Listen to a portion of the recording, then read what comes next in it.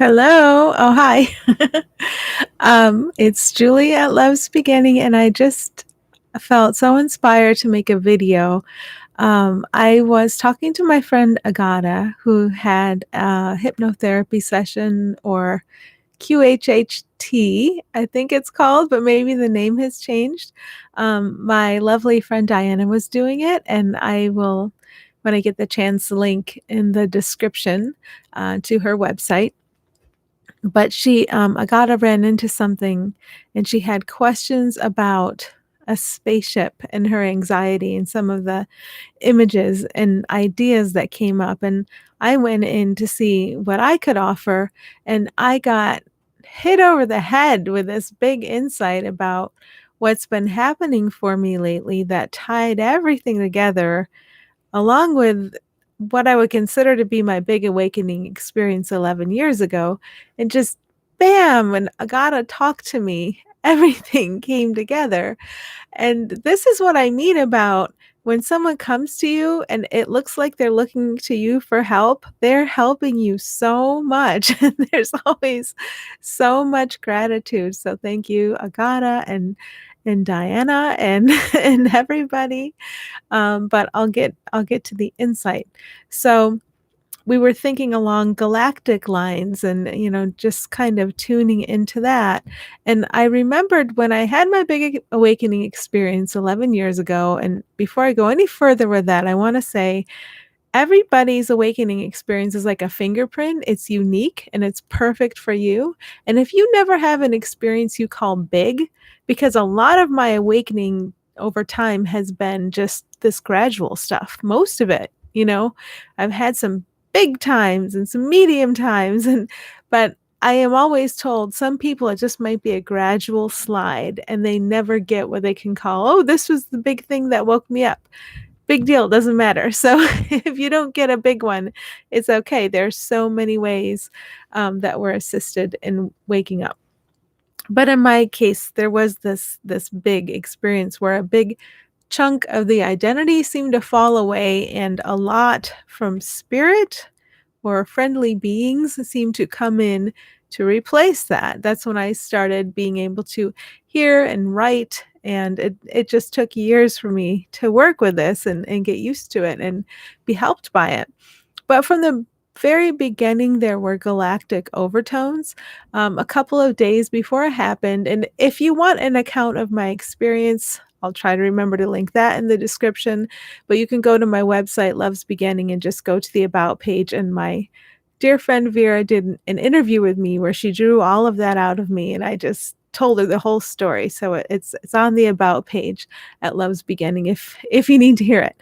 But a couple days before that experience happened, I felt like when I looked out at my backyard, all I could think about was this image of like somebody in a bad 1950s costume, like movie costume in a spacesuit, walking across the field like, we're coming.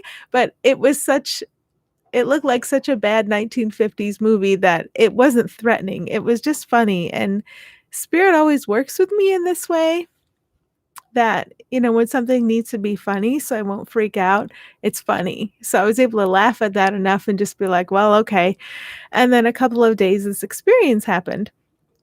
When the experience happened, it seemed like my kids were kind of working on me or working over me because I was lying on the floor, and I felt like they almost seem like doctors. This is so strange. So there's kind of like a galactic overtone there.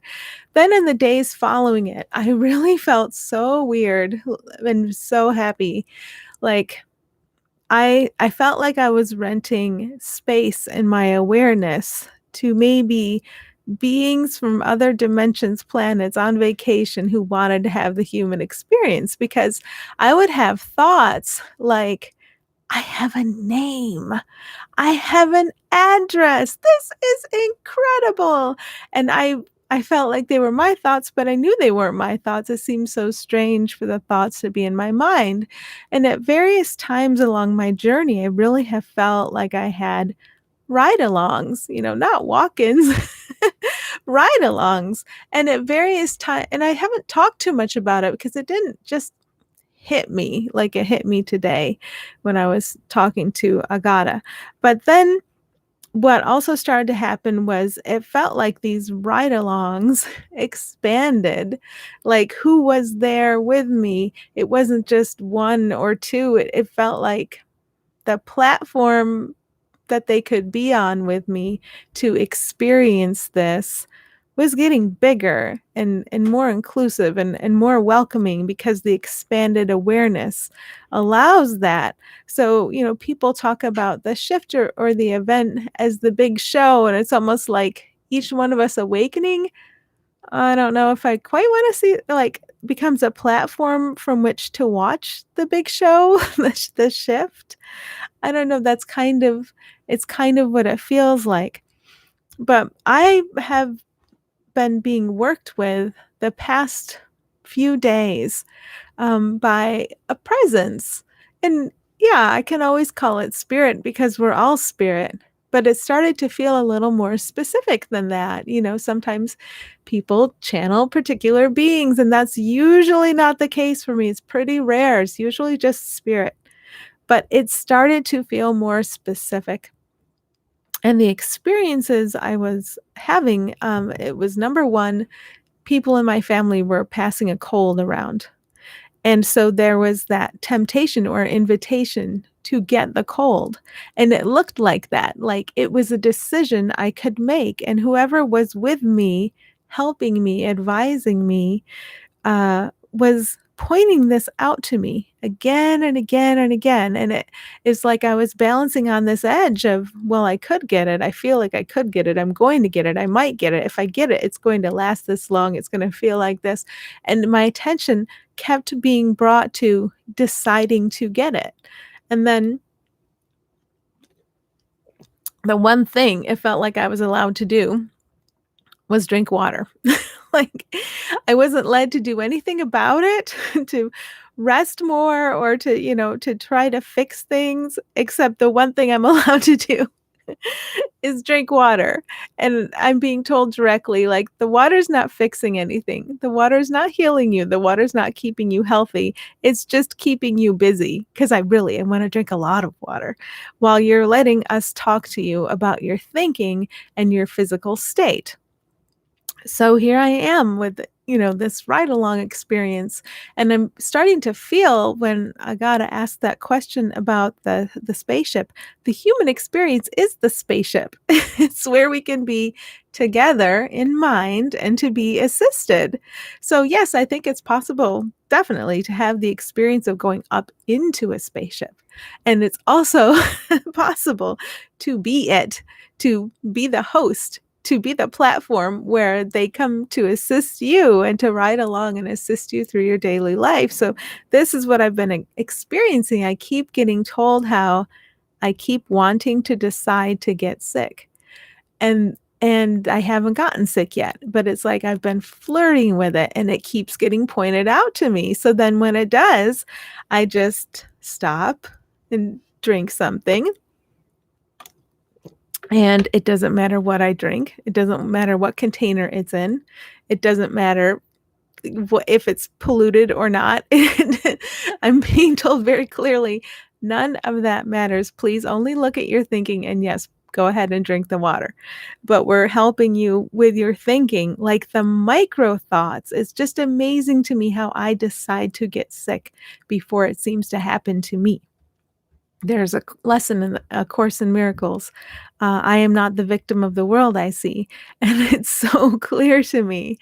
I'm not. I decide, and my decision making is getting pointed out to me. And then also today, like on top of that, I start to get a headache.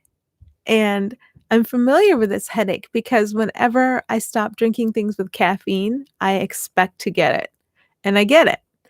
And so today I'm also flirting with getting this headache, and it will start, and I distinctly heard, like, "This is fascinating." When the pain started in in my mind, it's all in the mind. And I heard like, "This is fascinating." And then there was the invitation, "Well, do you wanna do this? Like, do you wanna be talked out of having the headache? Do you wanna sit with us and get talked out of having the headache?" And yeah, I said, "Okay, let's do this." So what they're doing for me isn't healing me. It's not they're not physically healing me. They're being with me as they show me that I talk myself into having a headache and that it's optional. And I have to be aware of so many micro thoughts in order to do that. But all this time, they've been helping me so much to be aware of my thoughts and feelings that I'm able to do that. I'm able to be on that level with them. But this awakening experience we're having, we're sharing with everybody. So, as I told Agata, it's not going to take it's taken me 11 years with my what I called in the beginning my imaginary friends, because that's the best term I could find, um, to get this kind of training. And it's not gonna take other people that long because, like I also told her, the fears about the coronavirus spreading, it's like a mirror image of how this awakening spreads. Think of the worst case scenario of how that would have spread by our intention. And then think of awakening spreading just like that, super fast and super efficiently from the virus's point of view, right? This awakening, this realizing how our thought affects our experience and our happiness is up to us. That oh, I have a comment. Say yes to your happiness says, "Were you able to stop your headaches by making your decision to?" This is really interesting. Yes, and then no. And then yes, and then no, and then yes, and then no. Same with a cold. So this is why I'm laughing because it's really like I'm in school, and they're right there with me, and then the pain will start coming back, and I'll get shown again, "See? You wanna do it. You're going that way," and then I'll stop and be like, "Oh my goodness, okay," and then drink the water, and then, "Oh no, it's gone." And then I'll get busy with something, and I will start ignoring how I feel. How I feel is so important. The moment I start ignoring how I feel, it starts coming back, and then I have to stop. So, I'm having a lot of fun with this. I know it hurts, but it's just a little bit. It's just when, something starts coming on, it's not gonna kill me, and I just the awareness that it's my decision and that I'm being trained out of it. It's a deep habit, but it's my decision. That's where the happiness is, so that's okay. I do keep going back and forth today, but I do successfully listen and slip out of it and stay out of it until the next time. So, help is with us all the time, and that's another decision too. Am I going to assume that I'm gonna keep feeling the pain? Do I want to make that decision? Am I going to assume that this learning is going to take forever? It's all on the level of thought. Um, I think that's what I wanted to say. Just the human experience is the spaceship. You're there now. If you're somebody who has wanted this event to come, and I'm not saying that won't. Thank you for the heart. I'm not saying that won't, and, that you want to physically think you are in a spaceship. Well, we physically think we're on an Earth, but that's just as much of an illusion as physically thinking you're on a spaceship. It's all an illusion. So, it's just very exciting to feel that experience of the human experience is the spaceship. You can host your help right here, and they will help you through every second of your day. So, I hope that was helpful to you, and I will check in with you the next time I have something to share.